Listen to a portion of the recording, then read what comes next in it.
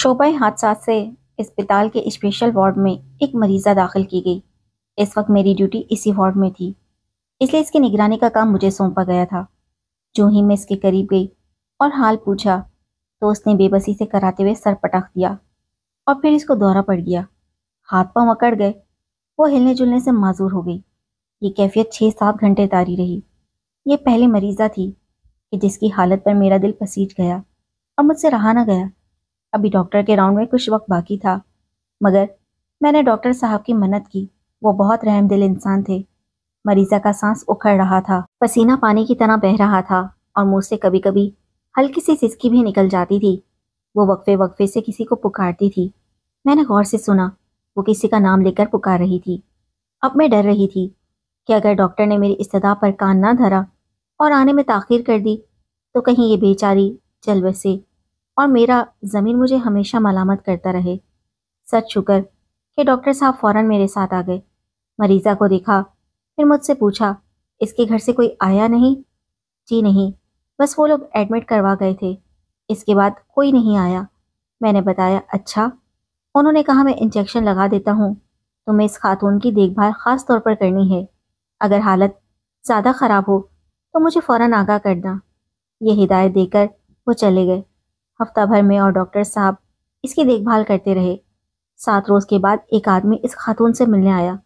वो उधेड़ उम्र आदमी था, हल्के हल्के रंग के सूट में मलबूस। एक बैग इसके हाथ में था।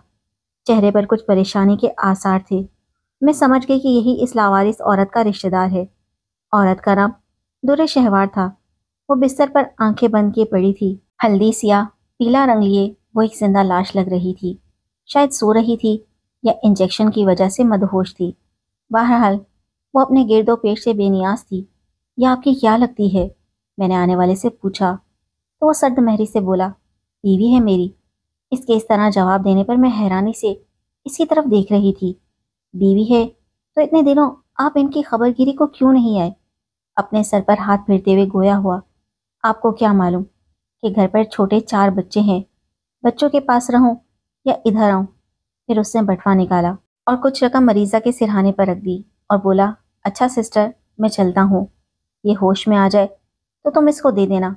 ये कहकर वो चला गया और मैं देर तक सोचती रही कि ये कैसा संगदिल शोहर है जिसको अपने 4 बच्चों की माँ के जीने मरने की परवाह नहीं।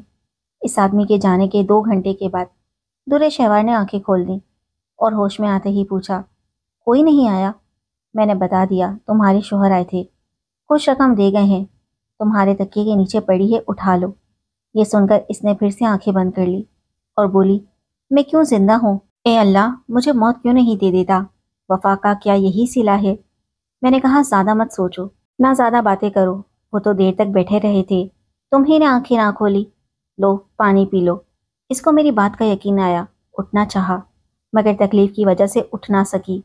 मैंने ही इसके हलक में पानी टपकाया। 2-4 दिन के बाद इसकी तबीयत में कुछ अफाका हुआ तो मैंने इसरार करके इसको राज़े दिल कहने पर मजबूर कर दिया। वो पहले तो कुछ बताने पर तैयार ना थी, लेकिन जब मैंने अपनी आप बीती इसको सुनाई तो इसने भी खुद पर बीती से मुझको आगाह कर दिया। मैंने दुरेशेवार को बताया कि देखो, दुख सुख हर इंसान की ज़िंदगी में आते हैं। मुझको देखो, जाने कैसे हालात से मजबूर होकर नर्स बनी और अब दिन रात मरीजों की खिदमत पर मामूर हूँ। तो अपने बारे में बताओ सिस्टर। दुरे शहवार बोली, बताती हूँ। मैं लाहौर की रहने वाली हूँ। कॉलेज में पढ़ती थी कि एक क्लास फेलो ने मुझ में दिलचस्पी ली। अमीर बाप का बेटा था। हम एक दूसरे को चाहने लगे। मैं पढ़ाई जल्द ख़त्म करना चाहती थी क्योंकि अब्बाजान को दम्मा था। अगरचे मैं डॉक्टर बनना चाहती थी और लायक तलबा थी, लेकिन घर के माली हालात अच्छे ना रहे, जिसकी वजह से वालिद का इलाज ना हो सकता था। अब्बा कमाने से रह गए और हमारे घर फाके होने लगे। मेरे हालात जानकर क्लास फेलो साथी खावर ने मेरा बहुत साथ दिया। मैं बहुत गरीब थी और वो बहुत अमीर था। मैंने दरमियान में पढ़ाई छोड़ दी और घर के हालात को सहारा देने की खातिर डॉक्टर बनने के ख्वाब को भूलकर नर्सिंग ट्रेनिंग हासिल कर ली और फिर अस्पताल में मुलाजमत कर ली, जबकि वो मेरा साथी खावर डॉक्टर बनकर मुल्क से बाहर चला गया। अब इसी की याद में उम्र गुजारने का अहद किया है। बस इतनी सी मेरी कहानी है। एक दुखियारी की बातें दूसरी दुखियारी को अच्छी लगी।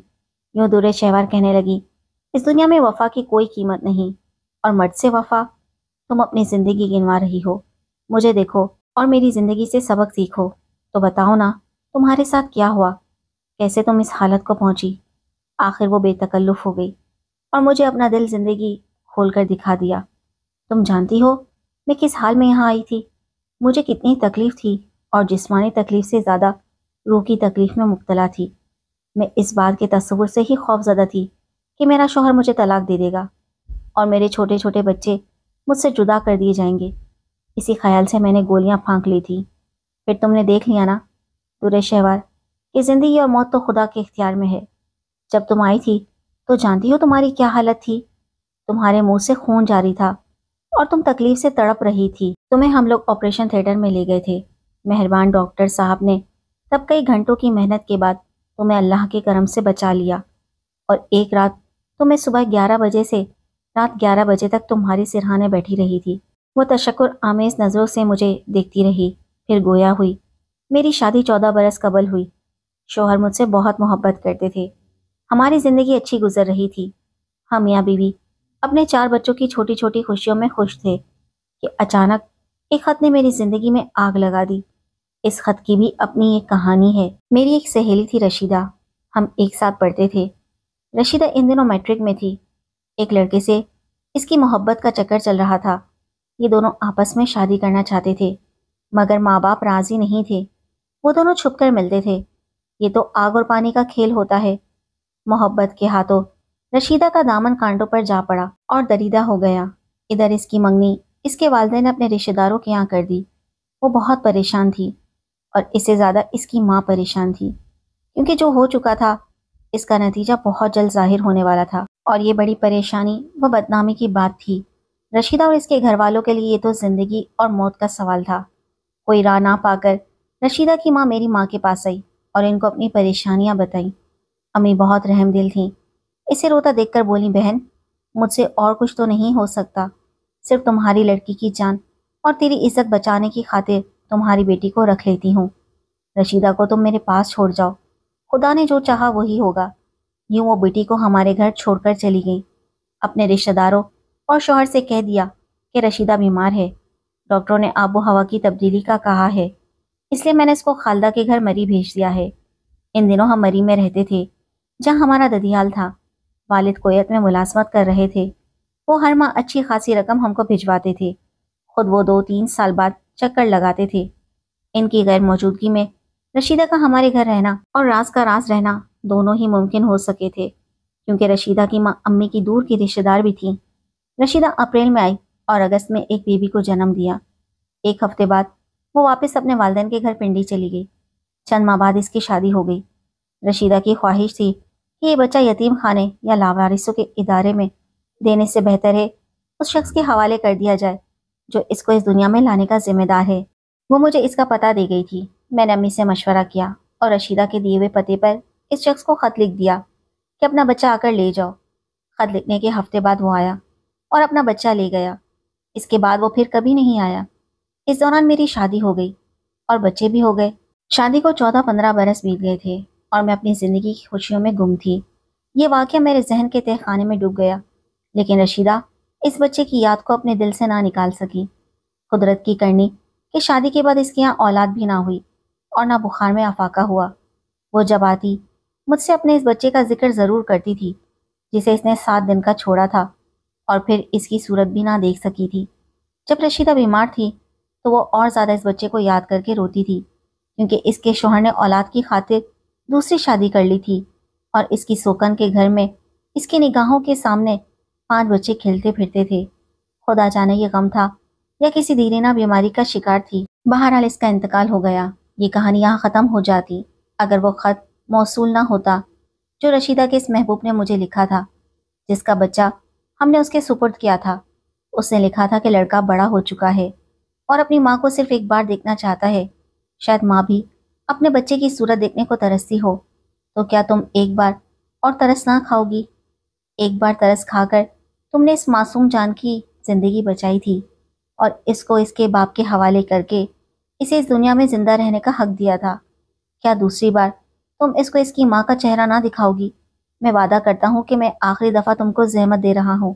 اس کے بعد میں اور میرا بیٹا اس ملک سے ہمیشہ کے لیے چلے جائیں گے، پھر تم کو دوبارہ تنگ نہ کریں گے، یہ میرا وعدہ ہے۔ ایک احسان اور کر دو۔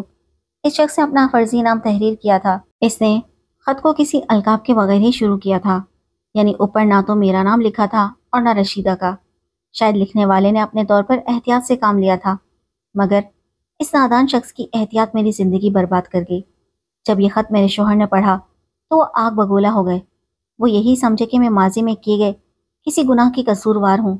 اس خط نے تو میرے گھر میں آگ لگا دی۔ میری بے گناہی کا کوئی ثبوت میرے پاس نہیں تھا۔ رشیدہ اور اس کی ماں فوت ہو چکی تھی، میری امی بھی انتقال کر چکی تھیں۔ ہمارے سوا اس راز کا امین وہی شخص تھا جس نے وہ خط مجھے لکھا تھا۔ اس سے میرا پتہ وہاں کسی رشتہ دار سے معلوم کر لیا تھا جہاں ہم ان دنوں مری شہر میں قیام پذیر تھے۔ تاہم اس نے اپنا پتہ خط میں صرف یہ لکھا تھا کہ فلاں دن، فلاں وقت، فلاں جگہ ہم آئیں گے۔ یہ ہماری آخری ملاقات ہوگی، صرف اس بچے کی خاطر، کیونکہ اس کے گردے خراب ہو گئے ہیں۔ ڈاکٹروں نے بیرون ملک علاج کرانے کا کہا ہے اور یہ ماں کی دعا لے کر کے جانا چاہتا ہے۔ اس فلاں جگہ فلاں وقت میرے شوہر گئے مگر ان کو کوئی نہ ملا۔ یہ ایک ریسٹورنٹ تھا، ہزاروں لوگ تھے۔ ہجوم میں بھلا کون کس کے دل کی بات جان سکتا ہے؟ یہ بتاتے ہوئے دورے شہوار کی آنکھوں سے آنسو بہ رہے تھے۔ وہ کہہ رہی تھی میں رو رو کر پاگل ہو گئی۔ میں نے لاکھ قسمیں کھائیں کہ مجھے اس شخص کا پتہ نہیں معلوم، مگر میرے شوہر نہ مانے۔ ان کا یہی کہنا تھا کہ تم اس بچے کی ماں ہو، ورنہ یہ شخص تمہارا پتہ ڈھونڈ کر تم کو خط کیوں لکھتا؟ رشیدہ کا قصہ ڈھونڈے، تم اس شخص کا اتا پتہ خوب جانتی ہو۔ آخر مجھے شوہر اور طلاق کے خوف سے زہریلی گولیوں کا سہارا لینا پڑا کہ اب موت ہی میری بے گناہی کا ثبوت ہو سکتی ہے۔ سورج شہوار کی کہانی سن کر میں نے اسے تسلی دی اور ڈاکٹر صاحب کو اس کی کہانی سنائی۔ انہوں نے اس کے گھر فون کیا، پھر خود جا کر اس کے شوہر سے ملے اور اپنی مریضہ کی سچائی ثابت کرنے کی اس حد تک کوشش کی کہ اخبار میں اس خط کی چند سطور کے حوالے سے اشتہار دے کر اس شخص کا پتہ مانگا، اور اشتہار میں لکھا کہ ایک ماں اپنے بچے کو دیکھنے کے لیے کئی برس سے ترس رہی ہے، خدا را پتہ بھیجیے تاکہ ملاقات کی سبیل پیدا ہو۔ اس اشتہار کی اشاعت کے 5ویں روز ایک خط درے شہوار کے نام آیا جس کے خاوند نے وصول کیا۔ اس میں شخص نے اپنا نام، پتہ درج کیا تھا اور درے شہوار کو بہن کے لقب سے مخاطب کر کے خط کی ابتدا کی تھی۔ ڈاکٹر صاحب درے شہوار کے شوہر کو لے کر اس شخص سے ملے اور تمام حالات ان کی زبانی سنے۔ تب کہیں جا کر اس بیچاری خاتون کے شوہر صاحب کو اعتبار آیا، اور پھر ڈاکٹر صاحب کی ذاتی کوشش سے ایک اجڑی ہوئی عورت کا گھر دوبارہ آباد ہو گیا، جس نے شدید عالم مایوسی میں خودکشی کی کوشش کی تھی، مگر اس کی زندگی باقی تھی سو وہ بچ گئی اور اپنے شوہر کے ہمراہ اپنے گھر میں بچوں کے ساتھ خوش و خرم ہو گئی۔ وہ جب تک زندہ رہے گی ڈاکٹر صاحب کو دعائیں دیتی رہے گی۔